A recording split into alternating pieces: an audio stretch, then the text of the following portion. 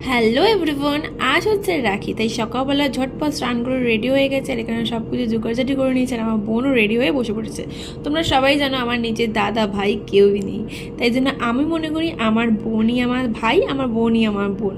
তো তাই জন্য বোনকেই সবার প্রথম রাখি পরিয়ে দিলাম, কারণ নাই আমার থেকে কানামাই ভালো। আমি মনে করি অযোগ্য হাতের থেকে যে হাতটা যোগ্য রাখি পরার জন্য তার হাতেই রাখি বাঁধাটা উচিত। তার আমার দিক থেকে আমার বোনই হলো সেটার জন্য একমাত্র যোগ্য।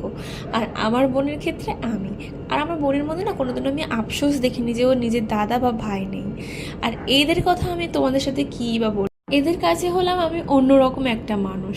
মানে আমার সাথে যদি কেউ খারাপ কিছু করে বা আমার সাথে যদি খারাপ ব্যবহার করে বা আমি যদি কারোর সাথে রাগ করে কথা বলা বন্ধ করে দিই, ওরাও তাদের থেকে দূরে চলে যায়। তাহলে এই মানুষগুলোর হাতে রাখি না পরিয়ে আমি অন্য কারোর হাতে রাখি পরানোর কথা কী করে ভাবি? তো দেখা হচ্ছে তোমাদের সাথে নেক্সট পার্টে।